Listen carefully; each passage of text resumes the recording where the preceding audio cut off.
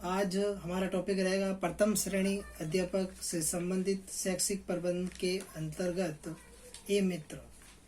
विद्यार्थियों, ई मित्र से संबंधित आप सभी कार्य जानते ही होंगे, लेकिन यह ई मित्र पूरे राज्य के अंदर फैला हुआ है और हाल फिलहाल में अगर बात की जाए तो ई मित्र पर सभी कार्य, चाहे वह किसी भी सरकारी योजना से संबंधित हो, वह कार्य पूर्ण रूप से अपन वहाँ पर जाकर के कुछ ही रुपयों के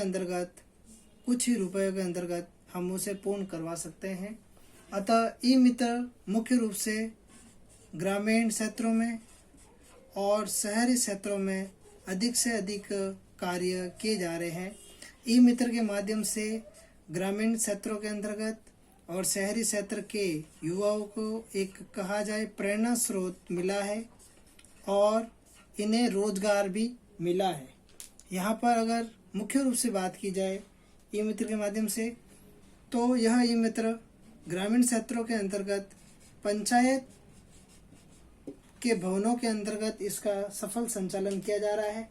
तो शहर के अंतर्गत विभिन्न प्रकार के, चाहे वे अपने गृह हो या फिर हाई कोर्ट के अंतर्गत सुगम खिड़की हो, वहाँ पर भी ई मित्रों का संचालन किया जा रहा है।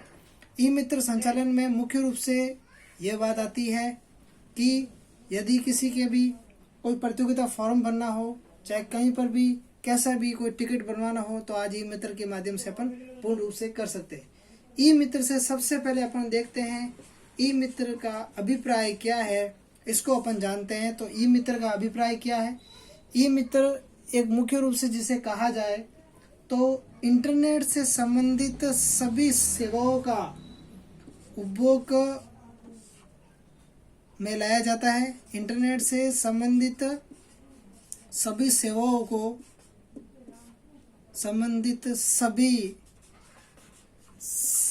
को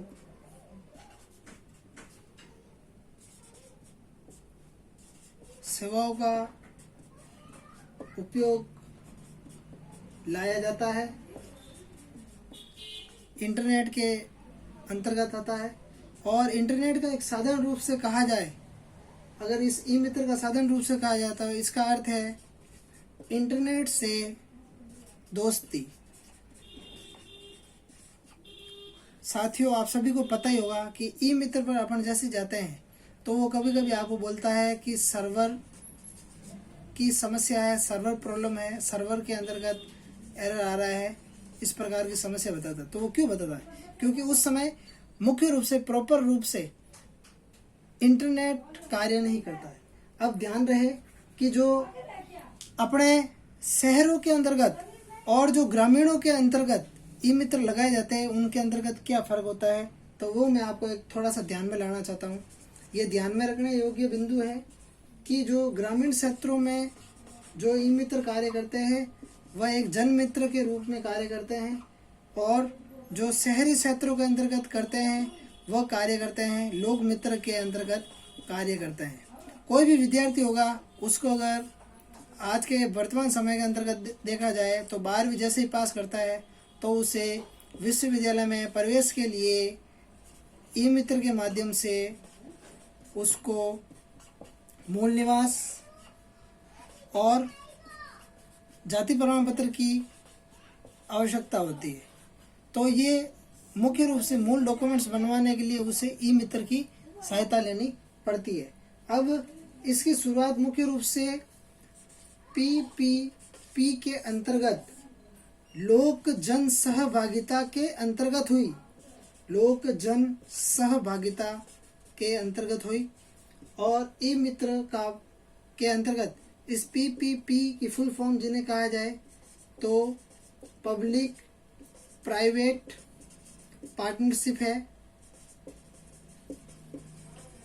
जिसका मुख्य रूप से आपको यहाँ पर हिंदी में दे दिया गया है। इसका लोक जन सहभागिता, ये इम्पोर्टेंट है। अगर कोई स्क्रीनशॉट लेना चाहे, इसका स्क्रीनशॉट ले लीजिए, एक बार आप स्क्रीनशॉट ले लीजिए। अब जो ग्रामीणों के अंतर्गत ये सेवाएं है ई मित्र की, उन्हें मुख्य रूप से किस नाम से जाना जाता है वो मैं आपको अभी बताता हूँ। जो ग्रामीण क्षेत्रों के अंदर जो सामान्य रूप से ई मित्र की जो सेवाएं है, सामान्य रूप से जो ई मित्र की सेवाएं है उसको हम CSC के नाम से जानते हैं, और इसको अपन मुख्य रूप से कॉमन सर्विस सेंटर का नाम दिया जाता है। इसके अंतर्गत जैसे कि क्यों नाम दिया गया इसका, इसके अंतर्गत पानी प्लस बिजली प्लस टेलीफोन, उसके साथ साथ कोई भी परीक्षा का शुल्क आदि इसके माध्यम से पूर्ण किया जा सकता है, इसलिए इसको यह नाम दिया गया है। अब देखिए कि राजस्थान के अंतर्गत मूल निवास और जाति प्रमाण पत्रों की जो व्यवस्था की गई है वो की गई है आपके 1 अप्रैल 2011 से राजस्थान में सभी जो मूल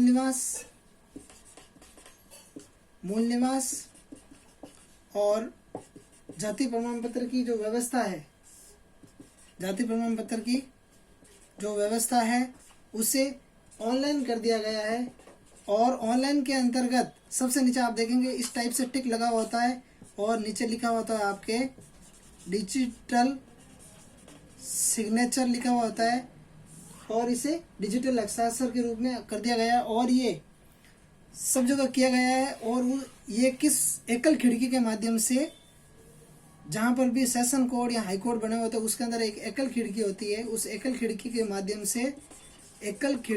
माध्यम से वहाँ पर एक सुगम कार्यालय की स्थापना की गई है। उस कार्यालय का नाम है सुगम।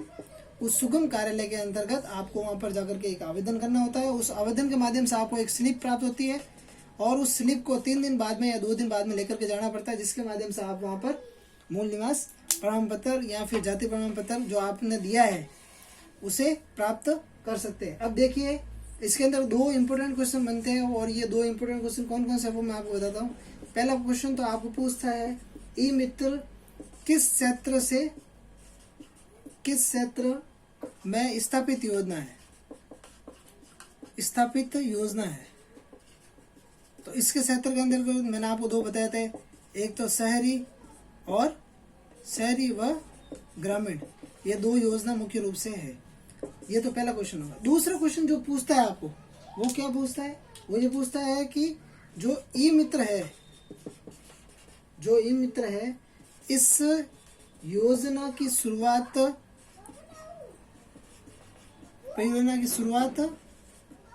राजस्थान में कब हुई।